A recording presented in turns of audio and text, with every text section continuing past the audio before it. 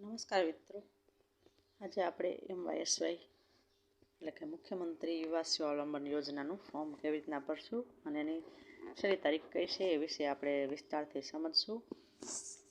તો જેને પણ બાકી છે ઝડપથી ફોલો કરે અને લાઇક, શેર અને સબસ્ક્રાઈબ કરે.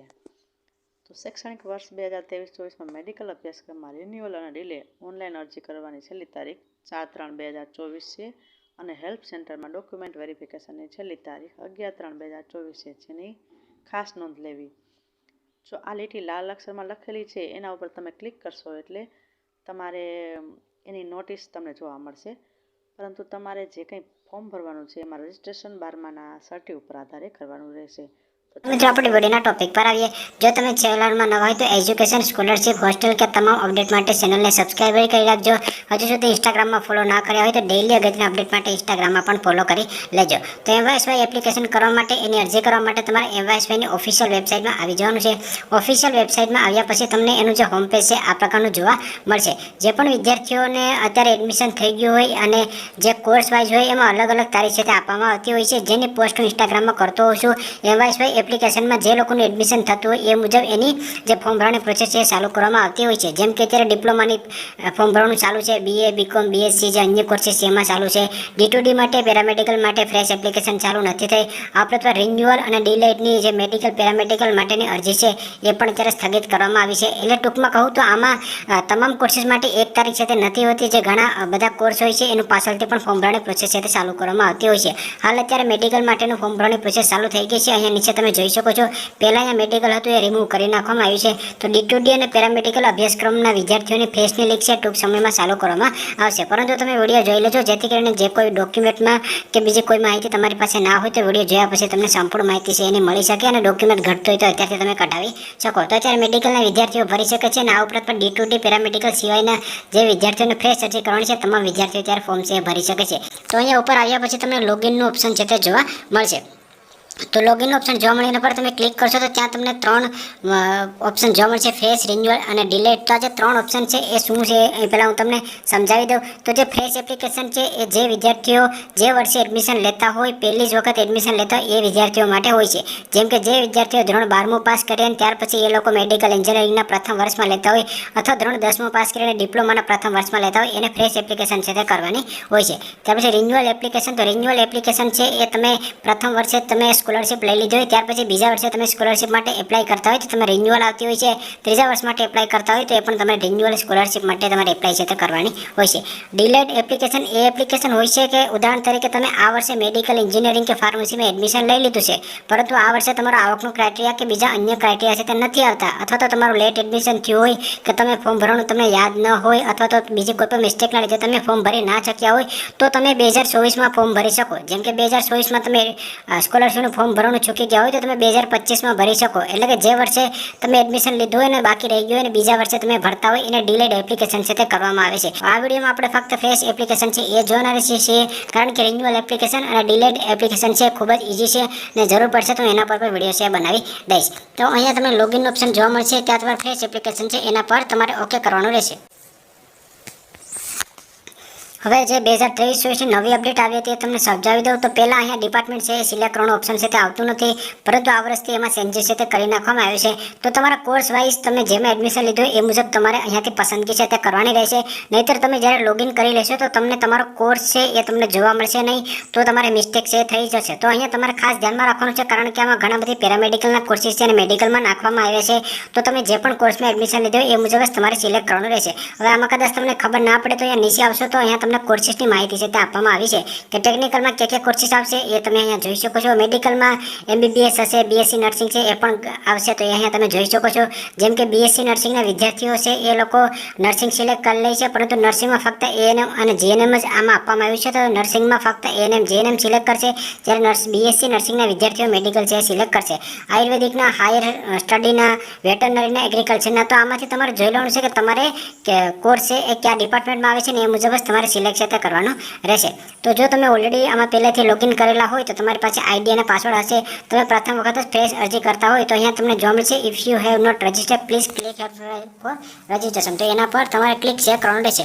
તમારે એક વસ્તુ ખાસ ધ્યાનમાં રાખવાની છે કે MYSYમાં રજિસ્ટ્રેશન કરતી વખતે તમારે કોઈ પણ ભૂલ નથી કરવાની, કારણ કે પાછળથી આમાં કોઈ પણ ચેન્જીસ નહીં થાય. તમે હેલ્પલાઇનમાં કોલ કરશો કે ઈમેલ કરશો તો સમયસર તમને એનો રિપ્લાય છે તે નહીં મળે. તો તમારે સમજી વિચારીને સંપૂર્ણ માહિતી છે ફિલઅપ કરવાની રહેશે. બીજો કોઈ પ્રકારનો પ્રશ્ન હશે તો હું એના પર વિડીયો બનાવતો રહીશ. બાકી રજિસ્ટ્રેશનમાં તમારે ભૂલ કરવાની નથી. તો પહેલાં અહીંયાથી મેં તમને કીધું એ મુજબ તમારું જે ડિપાર્ટમેન્ટ હોય એ તમારે સિલેક્ટ કરવાનું રહેશે. મેડિકલ હોય, agriculture, veterinary, GNM, ANM, BSc nursing, pharmacy, તો એ તમારા કોર્સ અનુસાર તમારે સિલેક્ટ શેર કરવાનું રહેશે. તો ત્યાર પછી નીચે અહીંયા તમને એડમિશન આફ્ટર, તો તમે કયા કોર્સ પછી એડમિશન લઈ રહ્યા છો. ડિપ્લોમા હોય તો ધોરણ 10 આવશે, એન્જિનિયરિંગ મેડિકલ હોય તો 12મું આવશે, D2Dમાં હોય તો ડિપ્લોમા આવશે. એ તમારા કોર્સ અનુસાર તમારે સિલેક્ટ કરવાનું રહેશે.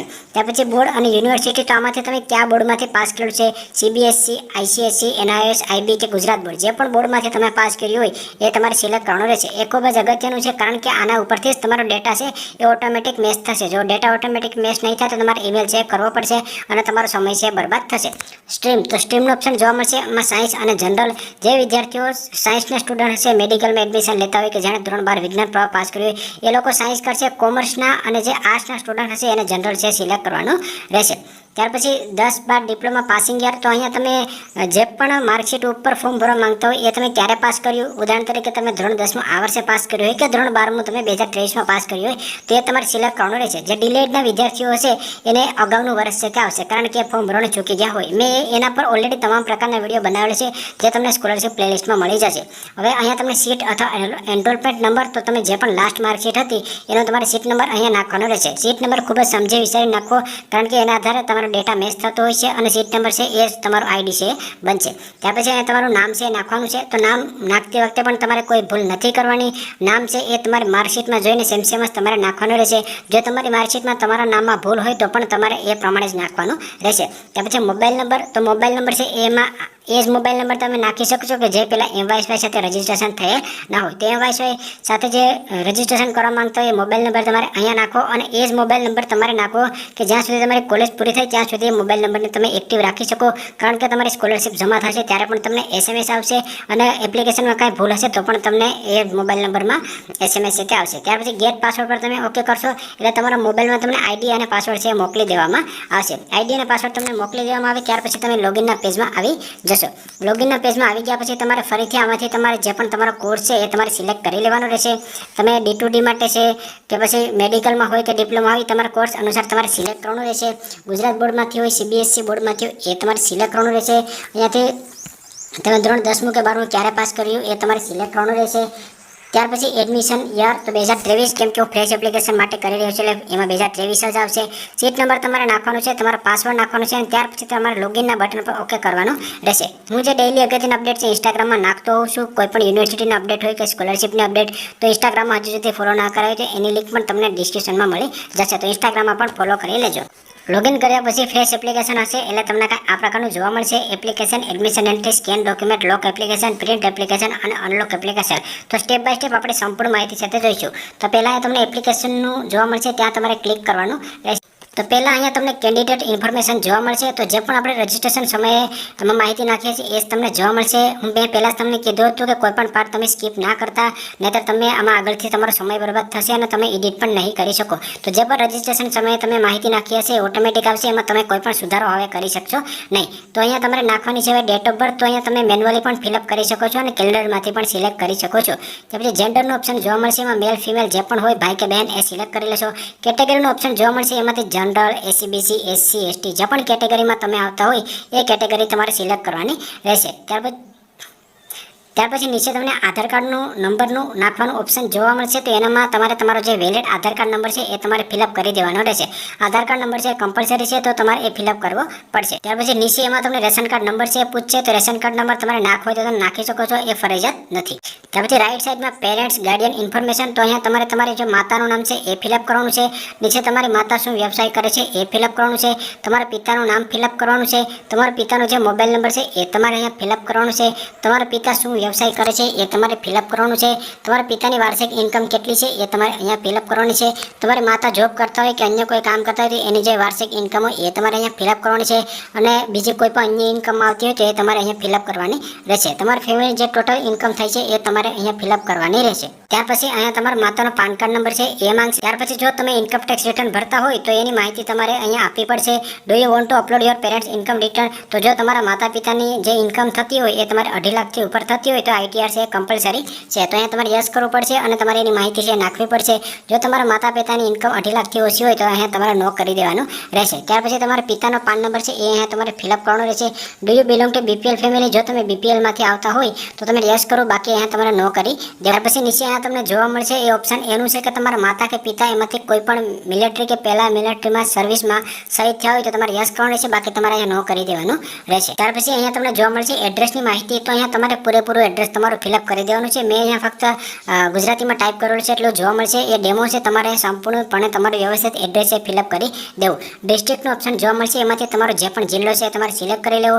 જિલ્લા મુજબ અહીંયા સંપૂર્ણ તાલુકા કુલ છે, એમાંથી તમારો જે તાલુકો થતો હોય એ તાલુકો તમારે સિલેક્ટ કરી લેવો. સિટી અને વિલેજનું ઓપ્શન જોવા મળશે, એમાંથી તમારું જે ગામનું નામ હોય એ તમારે સિલેક્ટ કરી લેવું. તમારો વેલિડ પિનકોડ નંબર અહીંયા નાખી દેવો. તમારો મોબાઈલ નંબર જોવા મળશે જે તમે એડિટ નહીં કરી શકો.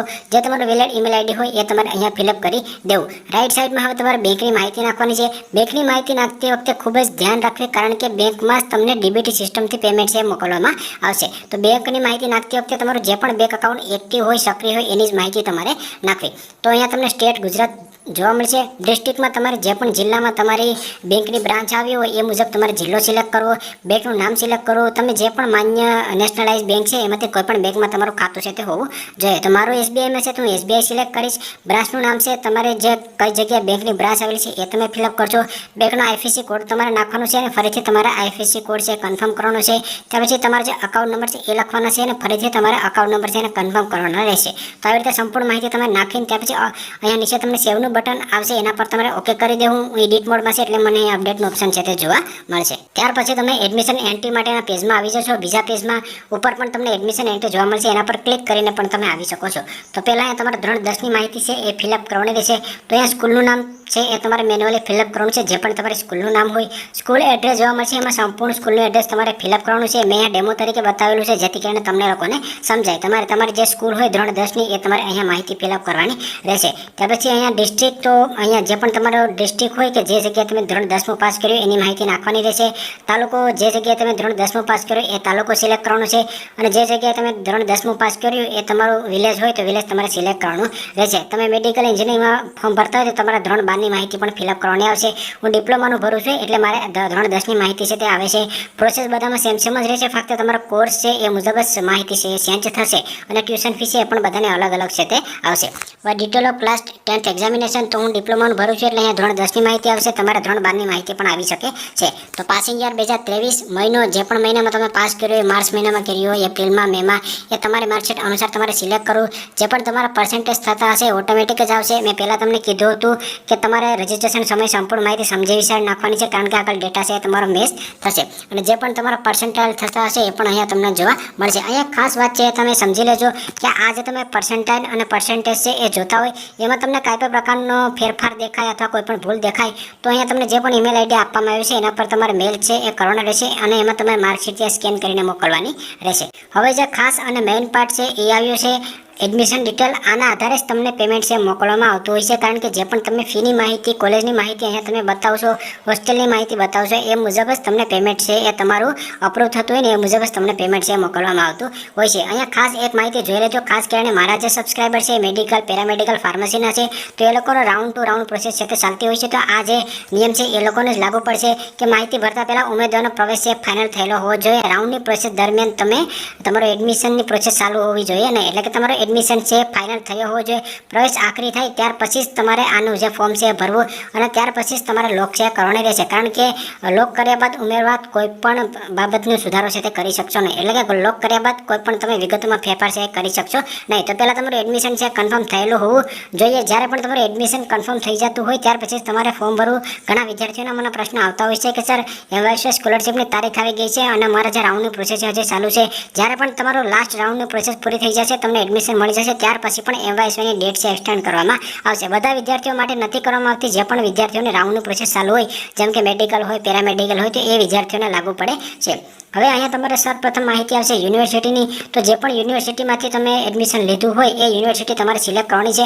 ગુજરાતની તમામ યુનિવર્સિટી આમાં આવી જશે. એમાંથી તમે જે પણ યુનિવર્સિટીમાં એડમિશન લીધો એ તમારે સિલેક્ટ કરવું. હવે મેં પહેલાં કીધું તો એ મુજબ તમે રજિસ્ટ્રેશન કરશો એ મુજબ જ તમને જોવા મળશે. તમે ડિપ્લોમાનો લીધો છે એટલે મને ડિપ્લોમા એન્જિનિયરિંગ જોવા મળશે. તમે મેડિકલનો લીધું હોય અથવા તમે પેરામેડિકલનો લીધો હોય તો એ મુજબ અહીંયા તમને જોવા મળશે. નેમ ઓફ ઇન્સ્ટિટ્યૂટ ગુજરાતની તમામ ઇન્સ્ટિટ્યૂટ આવી જશે તમારા કોર્સ મુજબ. મેં ડિપ્લોમાનો લીધું છે તો ડિપ્લોમાની તમામ ઇન્સ્ટિટ્યૂટ છે અહીંયા આવી ગઈ છે. તમે મેડિકલમાં લેતા હોય, એન્જિનિયરિંગમાં લેતા હોય, આયુર્વેદિકમાં લેતા હોય તો એ મુજબ તમામ ઇન્સ્ટિટ્યૂટ આવી જશે. એમાંથી તમારે જે પણ ઇન્સ્ટિટ્યૂટમાં તમે એડમિશન લીધું એ તમારે સિલેક્ટ કરવાનું રહેશે. ત્યાર પછી નેમ ઓફ બ્રાન્ચ. તો મેં ડિપ્લોમા લીધું છે એટલે અહીંયા મને બ્રાન્ચ પૂછે છે. તમે મેડિકલમાં લીધું હોય તો એ મુજબ તમને પૂછે, એન્જિનિયરિંગમાં લીધું હોય તો એ મુજબ પૂછે, ફાર્મસીમાં લીધું હોય તો ડિગ્રી ફાર્મસી, ડિપ્લોમા ફાર્મસી એ મુજબ પૂછે. તો અહીંયા જે પણ તમારી જે બ્રાન્ચ હોય એ તમારે સિલેક્ટ કરવાની રહેશે. Type of institute. તમે સરકારીમાં લીધું છે, ગ્રાન્ટેડમાં લીધું છે કે પ્રાઇવેટમાં લીધું છે તો ત્રણેયનું ઓપ્શન તમને જોવા મળશે. એમાંથી તમે જેમાં પણ એડમિશન લીધું હોય, સરકારીમાં, અર્ધ સરકારીમાં કે સેલ્ફ ફાઇનાન્સમાં, એ તમારે સિલેક્ટ કરવાનું રહેશે. Institute address. તમે જે પણ કોલેજમાં એડમિશન લીધું હોય એનું પૂરેપૂરું એડ્રેસ તમારે અહીંયા ફિલઅપ કરી દેવું. પૂરેપૂરું એડ્રેસ તમને ખ્યાલ ન હોય તો તમે યુનિવર્સિટીનું નામ ગૂગલમાં નાખશો એટલે સંપૂર્ણ એડ્રેસ તમારી સામે રાઈટ સાઈડમાં આવી જશે. એ કોપી કરીને અહીંયા તમે નાખી શકો છો.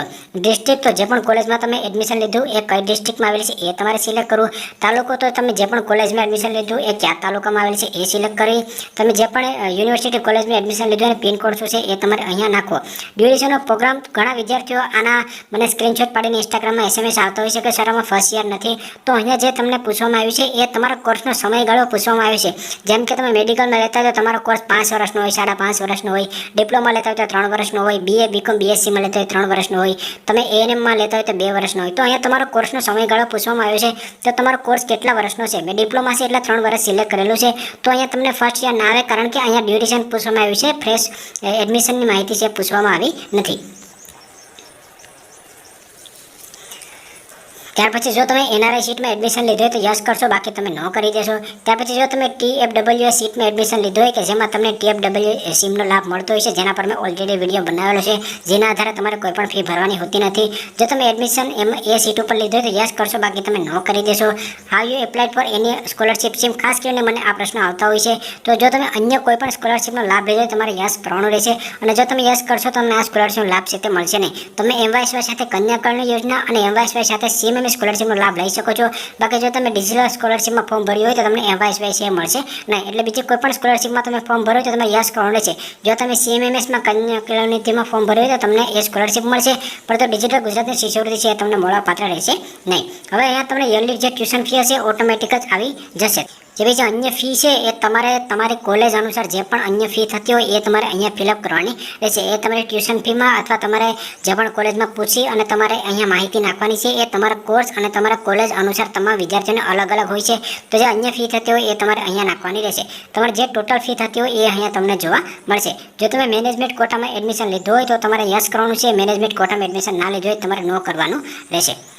ત્યાર પછી હોસ્ટેલની ડિટેલ. કારણ કે હોસ્ટેલમાં તમે રહેતા હોય તો તમને જે એની માહિતી છે, રહેવા જમવાનો ખર્ચ છે એ તમને મળતો હોય છે. તો તમારે અહીંયા હોસ્ટેલની માહિતી છે ફિલઅપ કરવાની રહેશે. જો તમે હોસ્ટેલમાં ના રહેતા હોય તો ન કરી દેશો, તો બીજી કોઈ પણ માહિતી ફિલઅપ કરવાની નથી. પરંતુ જો તમે યસ કરતા હોય તો તમારે નીચેની માહિતી છે ફિલઅપ કરવાની રહેશે. તમારી હોસ્ટેલ છે કયા પ્રકારની છે, સરકારી છે, અર્ધ સરકારી છે કે પ્રાઇવેટ છે એ સિલેક્ટ કરવાનું રહેશે. તમે કયા રૂમ નંબરમાં રહો છો, તમે કયા બ્લોક નંબરમાં રહો છો એની માહિતી ફિલઅપ કરવાની છે. તમારું એડ્રેસનું પૂરેપૂરું એડ્રેસ તમારે અહીંયા ફિલઅપ કરવાનું છે. તમે જે હોસ્ટેલમાં રહ્યો છો એનો તમારે તાલુકો, જિલ્લો, ગામનું નામ જે પણ લાગુ પડતું એ તમારે સિલેક્ટ કરવાનું રહેશે. ત્યાર પછી ડોક્યુમેન્ટ અપલોડના પેજમાં તમે પહોંચી જશો. ડોક્યુમેન્ટ અપલોડના પેજમાં આવી ગયા પછી અહીંયા તમારે કયા કયા ડોક્યુમેન્ટ અપલોડ કરવાના છે એની માહિતી તમને અહીંયા જોવા મળશે. ઓલરેડી મેં આના પર માહિતીનો વિડીયો બનાવેલો છે, પરંતુ એક સ્પેશિયલ વિડીયો બનાવી દઈશ કે કઈ ડોક્યુમેન્ટ છે એ કયા ફોર્મેટમાં હોવું જોઈએ, જેથી કરીને ઘણા વિદ્યાર્થીઓની અરજી છે એ ડોક્યુમેન્ટ ફોર્મેટના લીધે પેન્ડિંગમાં જતી હોય છે અથવા તો રિજેક્ટ થતી હોય તો ડોક્યુમેન્ટ ફોર્મેટ ઉપર એક સ્પેશિયલ વિડીયો બનાવી દઈશ. બાકી જે વિદ્યાર્થીઓને ખબર હોય કે કયું ફોર્મેટ હોય છે તો એ વિદ્યાર્થીઓ ડોક્યુમેન્ટ અપલોડ છે એ કરી શકે છે. તો કયા કયા ડોક્યુમેન્ટ અપલોડ કરવાના છે અને કઈ રીતે કરવાના છે. તો ડોક્યુમેન્ટ અપલોડ કરતી વખતે તમે જો JPG અથવા JPGમાં અપલોડ કરતા હોય તો મેક્સિમમ સાઇઝ 500 KB હોવી જોઈએ અને PDFમાં અપલોડ કરતા હોય તો મેક્સિમમ સાઇઝ એની 3 MB છે તે હોવી જોઈએ. ડોક્યુમેન્ટ અપલોડ કરવામાં અહીંયા તમને જોવા મળશે સિલેક્ટ યોર ડોક્યુમેન્ટ. એના પર તમે ક્લિક કરશો. ક્લિક કર્યા પછી તમારી સમક્ષ આ આમ ડોક્યુમેન્ટ અપલોડ થશે, સેલ્ફ ડિક્લેરેશન, આધાર કાર્ડ, એડમિશન લેટર. તો સ્ટેપ બાય સ્ટેપ તમારે એક સિલેક્ટ કરવાનું છે. સિલેક્ટ કરી ત્યાર પછી શું ફાઇલ જોવા મળશે એના પર તમે ક્લિક કરશો. ક્લિક કર્યા પછી મોબાઈલની ગેલેરી કે કમ્પ્યુટરમાંથી તમારું જે ડોક્યુમેન્ટ હોય, જેપીઈજી, જેપીજી અથવા પીડીએફ, એ ડોક્યુમેન્ટ તમે સિલેક્ટ કરી લેશો અને અપલોડના બટન પર ક્લિક કરશો. વેબસાઇટ છે બફરિંગ થશે અને તમારા ડોક્યુમેન્ટ છે અપલોડ થઈ જશે. તો જેટલા પણ ડોક્યુમેન્ટ છે તમામ ડોક્યુમેન્ટ અપલોડ કરેલા છે એટલે અહીંયા કોઈ ઓપ્શન જોવા નથી મળતું. વધારાનું કોઈ ડોક્યુમેન્ટ અપલોડ કરવું હોય તો અહીંથી સિલેક્ટ કરીને પણ તમે કરી શકો છો. તો ડોક્યુમેન્ટ છે એ આવી રીતે અપલોડ થઈ જશે. અહીંયા તમને જોવા મળશે મેં જેટલા પણ ડોક્યુમેન્ટ અપલોડ કરેલા છે એનો અહીંથી તમે સ્ક્રીનશોટ પણ લઈ શકો છો. ઘણા વિદ્યાર્થીઓનો પ્રશ્ન આવી રહ્યા હતા કે સર 4 નંબરનો ઓપ્શન છે certificate of head of institute, તો એના પર એક સ્પેશિયલ વિડીયો સાથે બનાવી દઈશ અને બીજા પણ ફોર્મેટ લાગશે એના પર પણ વિડીયો બનાવી દઈશ. બાકી તમામ ડોક્યુમેન્ટ ઇઝી છે, જેમ કે આધાર કાર્ડ, એડમિશન લેટર જે તમને કમિટી તરફથી મળ્યો હોય, ત્યાર પછી હોસ્ટેલ ફીની રિસિપ્ટ, તો એના પર હું અપલોડ માહિતીનો વિડીયો છે અપલોડ કરી દઈશ. ત્યાર પછી પાસપોર્ટ સાઇઝનો ફોટોગ્રાફ, બેંકની પાસબુક, સેલ્ફ ડિક્લેરેશન, એના પર હું વિડીયો બનાવી દઈશ. એ પણ એકદમ ઇઝી છે. ધોરણ 10ની માર્કશીટ અને ટ્યુશન ફી રિસિપ્ટ, આ તમામ ડોક્યુમેન્ટ તમે અપલોડ કરો ત્યાર પછી તમે લોક એપ્લિકેશન જોવા મળશે એના પર તમારે ક્લિક શેર કરવાનું રહેશે. લોક એપ્લિકેશન પર ક્લિક કર્યા પછી તમારી સમય એડમિશન સ્ટેટસ છે જોવા મળશે. Admission entry completed, application entry પણ કમ્પ્લીટેડ, ડોક્યુમેન્ટ અપલોડ પણ કમ્પ્લીટેડ અને જે બાકીના સ્ટેટસ છે અહીંયા તમને જોવા મળશે. તો લોક પર તમે ઓકે કરી દેશો એટલે તમારી એપ્લિકેશન છે લોક થઈ જશે.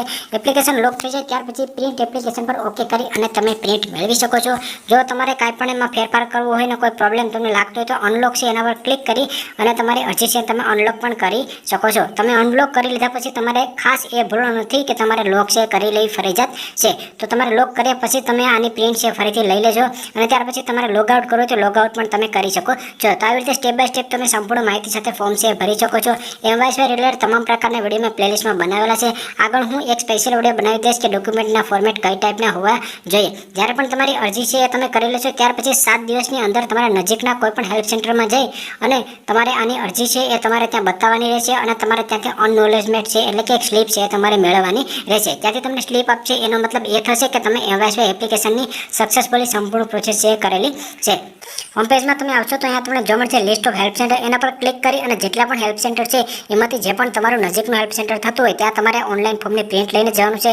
સાથે તમારે ડોક્યુમેન્ટ લઈને જવાનું છે અને ત્યાંથી તમારે અનનોલેજમેન્ટ સ્લીપ છે એ તમારે લેવાની રહેશે. એનો મતલબ એ થશે કે તમારી સક્સેસફુલી ફોર્મની પ્રોસેસ છે પૂરી થઈ ગઈ છે. ત્યાર પછી અહીંયા તમે આવશો તો અહીંયા તમને જોવા મળશે સ્ટુડન્ટ સ્ટેટસ, એના પર તમે ક્લિક કરશો તો અહીંયાથી જે પણ તમે અરજી કરેલી છે એની સંપૂર્ણ માહિતી ફિલઅપ કરી અને ગેટ સ્ટુડન્ટ ડિટેલ પર ક્લિક કરશો એટલે તમારી અરજીનું કામ ક્યાં સુધી પહોંચ્યું છે એ તમને જોવા મળશે. હવે બીજી એમવાયએસવાય એપ્લિકેશન માહિતીનો સંપૂર્ણ વિડીયો મેં 2023-24 બનાવેલો છે. એ વિડીયો તમે જોઈ લેજો જેથી કરીને તમારે ફોર્મ ભરતી વખતે કાંઈ પણ પ્રકારનો પ્રશ્ન છે તે રહે નહીં. આગળ એમવાયએસવાય રિલેટેડ કે સીએમએમએસ, કન્યા કુલનીતિ કે ગુજરાત એના લીધે કોઈ પણ અપડેટ આવતી હશે અને સંપૂર્ણ વિડીયો હું યુટ્યુબમાં નાખતો રહીશ અને ડેઇલી જે અપડેટ્સ ઇન્સ્ટાગ્રામમાં નાખતો રહીશ. તો જો હજુ સુધી ઇન્સ્ટાગ્રામમાં ફોલો ના કરે તો ઇન્સ્ટાગ્રામમાં પણ ફોલો કરી લેજો. વિડીયો પસંદ આવે તો લાઇક કરજો અને ચેનલમાં ન હોય તો ચેનલને સબસ્ક્રાઈબર કરવાનું ભૂલશો નહીં.